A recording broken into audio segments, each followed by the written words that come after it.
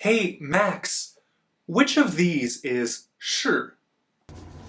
Okay. Um, Come on, Max, I don't have all day. Okay, Max, now this is it. Left or right? Come on, Max. Come on, Max! Max, come on!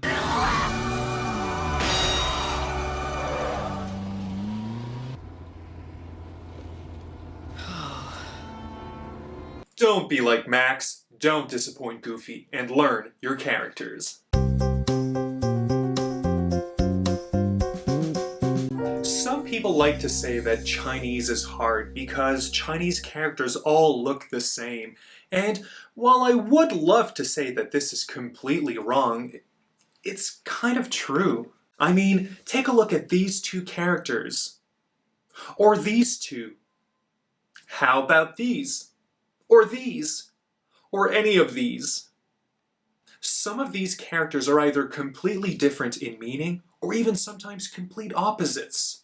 For example, these two, 左右, mean left and right, while 上 and 下 mean up and down. Let's take a look at some of the common ones together. But before we do, it's important to understand a few things about Chinese characters.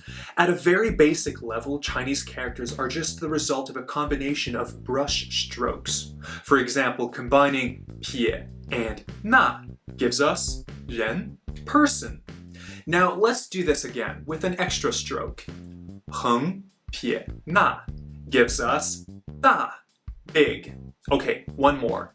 横横撇捺 gives us 天, day, or sky. With this in mind, let's move on to the second level of character construction. The reality is that there are only so many different brush strokes, and so if that's all you could use, you'd be very limited in terms of how many legible characters you could create. So the next step is to combine characters together. Consider this character, 又, which means again. Put two of them together and you get 双, which means double. Here's another example. 王 and 剑. Together, they give us 线. The possibilities are nearly endless. Now that we've talked about this, let's look at some characters that look very similar and how to quickly identify and tell them apart. 左右, left and right. These two characters are similar in structure as they both start with this, which is 横 and 撇, to which is added either 公 or 口. Consider the second one, 口. The pinyin is K-O-U, which is very similar in sound to Y-O-U, ko, yo, which is the sound of the second character, yo, which has the ko in it. So let's look at that character again. It uses ko and is read as yo. Do you see how the sounds are similar? They both have OU. So the next time you see one of these two, look to see if ko is there. If it is, then you know you've got yo. Otherwise, it's 左. 土 and 是. 土 can mean earth or clay, and 是 can mean soldier. 土 has a bigger base, like the ground, so imagine a cross on the ground. The longer line, or 横, reminds us that this character is 土, as in 土地, land or soil. 是, on the other hand, has a longer upper 横, almost like a soldier holding a weapon, with a shorter 横 at the bottom. Consider this older, century-old version of the character. It almost looks like a sword, which can help you remember that this is 士, which is part of 士兵, which means soldier. 上 and 下. 上 and 下 mean up and down. These are fairly easy to tell apart. 上 means up, and you can see that most of the character is above the bottom line, or 横, whereas 下 means under, and most of the character is under the 横. 末 and 尾. 末 means end. For example, in 周末, week plus end, weekend. And 尾 means not yet, as in 未来, not yet come, not yet happened, or future. The main difference between these two characters is the length of their 横 brush strokes. mo is first long and then short, and wei is short, then long. Here's one way to remember them.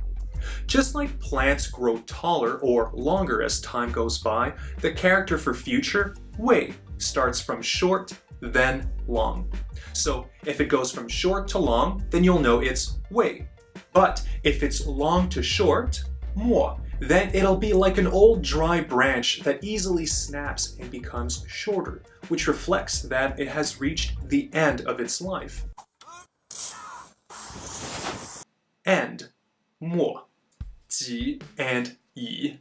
The first character, ji, means self, as in oneself, whereas the second, yi, means already, as in I've already done something. As you can see, the left side of ji is completely open, whereas for yi, about half of the left side has been used for a brush stroke. If you see one of these and cannot remember, think about it this way. If it has already been partially filled, then you know it's yi, as in 已经, already.